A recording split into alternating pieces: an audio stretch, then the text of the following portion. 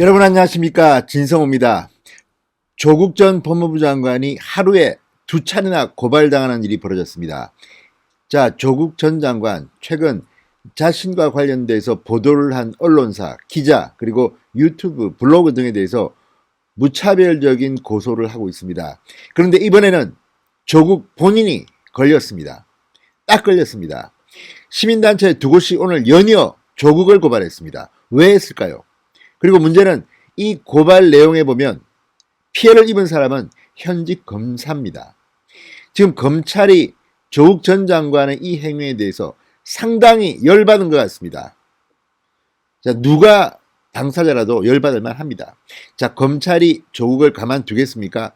아무튼 이 사건은 상당히 중요한 문제를 야기할 것 같습니다.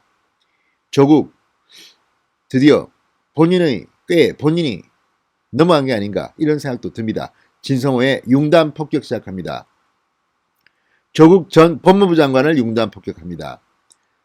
방송에 앞서 아직 진성호 방송에 구독자가 아니신 분들은 붉은색 구독 버튼 꾹 눌러주십시오. 더 좋은 방송으로 보답하겠습니다. 자, 시민단체가 조국 전 장관을 하루에 연이어 2번 고발했습니다. 자, 명예훼손 혐의입니다. 라임 사건 관련 김봉현 전 스타모빌리티 회장으로부터 룸살롱 1,000만원 술 접대를 받았다는 의혹을 받는 검사, 사진과 실명, 그리고 대학까지 다 공개한 것입니다. 자, 이게 과연 용인될 수 있는 수준일까요?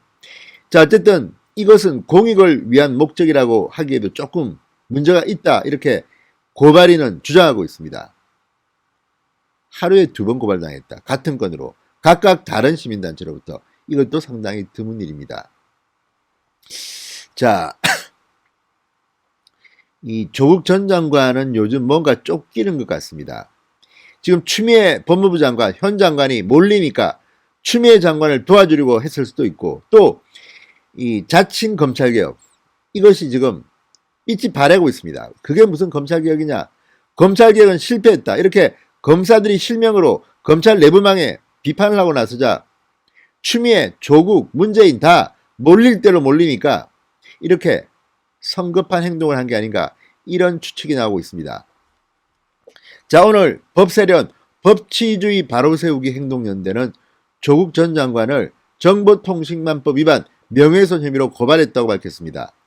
법세련은 조국 전 장관이 지난 30일 자신의 페이스북에 룸살롱 접대 의혹을 받는 현직 검사의 신상을 공개한 박훈 변호사의 게시글을 공유한 것과 관련해서 이렇게 말했습니다. 박훈 변호사가 실명을 언급한 현직 검사가 김봉현 씨가 일방적으로 주장하고 있는 검사 비위 사건의 수사 및 감찰 대상인지 여부에 대해서는 알려진 바가 없다. 조국 전 장관이 현직 검사의 사진과 신상 정보를 공유하며 수사 및 감찰 대상이라고 단정적으로 주장한 것은 비방할 목적이라고 지적했습니다. 원래 이 명예훼손 사건 같은 경우 그 사람의 공적 지위가 중요한데, 지금 조국 전 장관은 일단 공익을 위한다고는 하지만 일방적인 범죄 혐의자, 감방에 있는 김봉현의 말에 의거해서 박훈 변호사가 한 이 글을 공유함으로써 엄청난 명예훼손 소지가 있다는 겁니다. 특히 조국 전 장관의 SNS는 파급력이 상당히 큽니다. 그런데 그 조국의 SNS가 이렇게 박훈 변호사의 일방적인 주장을 그대로 공유했다는 것은 법적 책임을 면하기가 힘들 수도 있다는 생각이 듭니다. 자, 법세련은 또 이렇게 말했습니다. 박 변호사의 현직 검사 신상 공개도 심각한 범죄 행위지만 전파 가능성이나 사회적 파급력이 훨씬 큰 조국 전 장관이 아무런 근거도 없이 허위 사실의 글을 공유해 그대로 유폐한 행위는 죄질이 더 나쁘다. 조국 전 장관의 행위는 공익성도 전혀 없다고 강조했습니다. 자, 더구나 이게 룸사롱에서 1,000만원 술 접대를 받았다는 의혹입니다. 명예훼손 소송에서는 상당히 충격적인 내용입니다. 예를 들어서 무슨 공익적으로 다툼이 있는 글이라면 모르지만 지금 이 사건은 명예훼손과 관련해서는 충격적인 겁니다. 성이나 뭐 술접대나 룸사롱이나 이런 단어가 들어가면 명예가 그만큼 훼손될 여지가 많기 때문에 이런 경우에 법원은 좀 더 이 실형을 선고할 경우 형량을 높일 수도 있습니다. 따라서 조국 전 장관은 이번에 단단히 걸린 것으로 보입니다. 자, 전날 조국 전 장관이 게시글을 공유하면서 공개의 공익이 있다는 판단으로 보인다고 언급한 것을 비판한 것입니다. 사법시험 준비생 모임 사준모도 오늘 서울중앙지검에 조국 전 장관을 정보통신망법 위반 명예훼손 혐의로 고발했다고 밝혔습니다. 사준모도 박훈 변호사의 게시글의 진정성을 입증하지 못하는 한 대중에게 공유한 내용은 현 시점에서 허위로 보아야 한다고 주장했습니다. 자, 근데 문제는 지금 조국 전 장관이 공유했던 박훈 변호사의 글입니다. 박훈 변호사는 이 글을 올리고 바꾸고 지우고 지금 난리가 났습니다. 공격이 들어오자 아니면 말고다. 이걸 다큐멘터리로 받아들이냐 진담으로 받아들이느냐 이런 식으로 지금 비아냥거리고 있습니다. 이렇게 무책임한 글을 조국은 공유한 겁니다. 왜 그랬을까요? 조국과 같은 서울대 로스쿨 교수 아닙니까? 전문가가 이렇게 실수한다는 것은 뭔가 쫓기고 있다 이런 생각이 듭니다.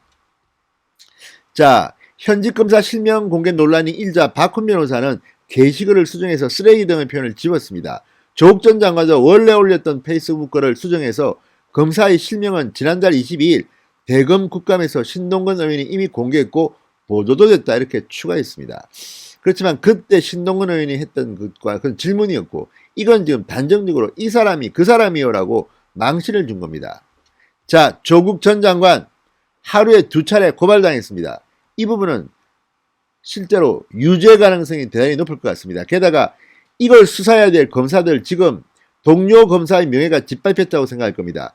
지금 추미애 장관이나 민주당 의원들이나 이거 지금 수사 단계 어떤 단계인지도 모르지만 아직 초기 단계인데 피해자로 분류되지도 않았고 이런 상황에서 이런 식으로 공격한다. 이유가 뭐겠습니까? 라임 사태가 정권의 본질, 정권의 스캔들로 될 우려가 있으니까 이걸 갖다가 물타기하기 위해서 이런 짓을 하는 것은 아닌지 격가진 검사들의 비위 의혹, 확인도 안 된 그것 가지고 지금 이렇게 날개를 치는 것은 아닌지 거기에 박훈 변호사가 등장하고 박훈 변호사에게 조국 전 장관이 혹시라도 놀아난 것은 아닌지 그렇다 하더라도 법적 책임은 져야 될 겁니다. 하루에 2번 고발당했습니다. 조국 전 장관. 본인이 지금 고소고발전을 막 하고 있는데 본인이 걸렸습니다. 검사들은 어떻게 할까요?